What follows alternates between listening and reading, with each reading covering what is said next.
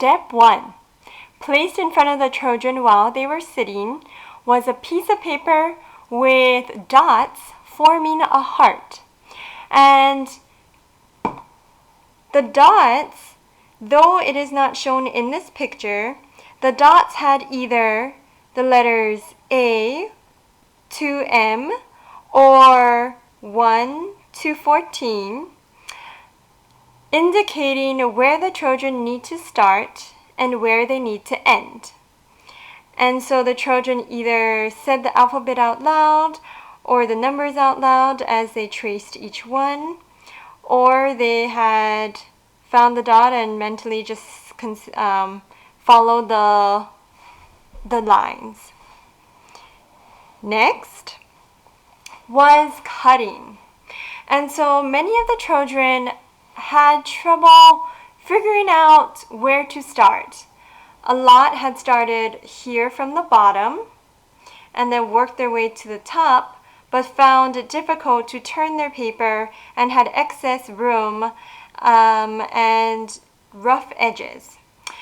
And so one of the tips that we learned today was to have the children cut. Where you see those scissors, we drew a line with the marker or Sharpie and had them cut on that line we drew, which is similar to where the cut is now, where you see that scissors. And the reason that the cut would be at a straight angle, a straight line, is because it's easier for the children to start with a straight line and feel more successful that they've cut along the heart than to have them start where you see the thumb. At the very top, you see a cut made in the center. But notice how the child had not finished that cut because it would be too difficult for many of the kids to maneuver the scissors, to turn the scissors and the paper and your hand safely so that you can cut in that sharp angle. So again, they started at an easier place along the straight line so that they can cut more successfully. Next, turn it over the heart and rub the glue all along the paper, and then the children turned it over again and pasted it down in the center of the paper. Now most children, having a model to show the kids, meaning a finished product, showing them what the finished product looks like was very helpful because it gave the kids an idea of what they are working towards, what their product should look like, what is expected of them. And children thrive to meet and grow from challenges. The key is to provide that just right challenge for them and that encouragement that tells them the relationship between you as a child and me as the one working with you is not one of me being an authority figure that you have to obey and be scared of, but instead someone who is there to support you and wants to see you grow.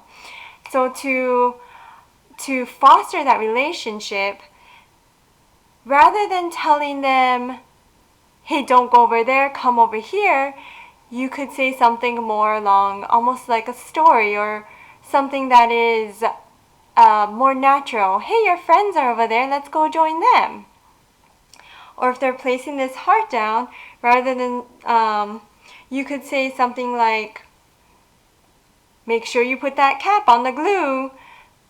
Instead of saying something of that, you could say, look at the glue, you don't want to make a mess, do you? What should you do? So it could, that's not what you have to say, but that could be something more encouraging and helping them to understand, problem solve, and learn better than to tell them what to do. Because if you tell them to do something, do they really understand why they're doing it? And it's just like for us, when we're learning, if you tell me to do something, I might be wondering, why do I need to do this? Okay, because you told me so? All right, I guess I'll do that. But instead, you learn even better when you figure out why it is good to do it that way. And it also builds the relationship between you and the other person, because you see the other person as someone who's really trying to help you rather than tell you what needs to be done. And then notice how she is gluing on top of the heart. So this was one of the biggest challenges for children to conceptualize. When we asked, how are you going to get the glitter onto the heart? Many were a little stumped. And so one thing we learned is presenting them with the different tools, having in your hand 3 different tools. For example, we had the scissors, the glue stick, and a marker. And we asked the children to put glitter on top the heart and have it stick. What should you use? A scissors, a marker, or a glue stick? And everyone got it right. And they learned better rather than if you told them use a glue stick, because it got them thinking about it. And then the children sprinkled on the glitter. Now in this step, what we also wanted to work on was the finger dexterity. And so children at this age are more prone to using their full hand, all fingers at once. But we wanted to see them be able to use one finger at once. So it's called finger isolation. And if you can kind of see in this picture the person holding the glitter, and with the index finger, we had the children move just the index finger to tap, tap, tap on the glitter ball toe. And some children were able to master that, and some had difficulty.